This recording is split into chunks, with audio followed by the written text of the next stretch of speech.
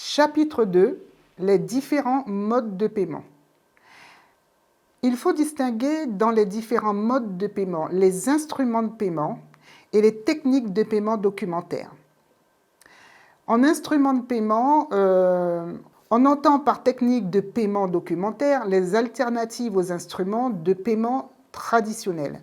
Ces techniques sont fondées sur la présentation de documents afin de procurer à l'exportateur et à l'importateur des garanties optimales. Nous allons aborder donc les instruments de paiement. Nous avons le chèque, le virement bancaire et la lettre de change.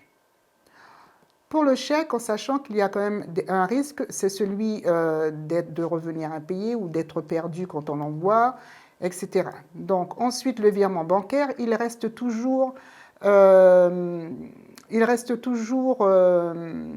faveur du client qui fait le règlement ou pas en fonction voilà, de sa trésorerie et pas nécessairement en fonction des délais de règlement que vous aviez, qui étaient entendus. Et la lettre de change qui est aussi le même système en fait que le virement bancaire ou le chèque, il y a un risque de non-paiement à la présentation. Les plus sûrs restent malgré tout les techniques de paiement documentaire.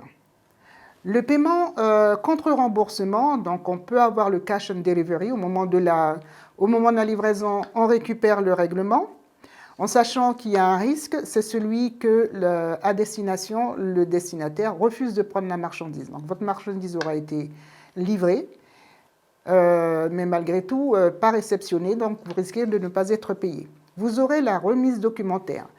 La remise documentaire vous assure le règlement par le client. Le crédit documentaire aussi, puisque là, les banques vont se porter garantes. Et après, on a la lettre de crédit stand-by, donc la SBLC, qui garantit aussi un paiement. Donc, ces techniques-là sont à prendre en compte pour avoir toutes les garanties nécessaires d'être payé à échéance.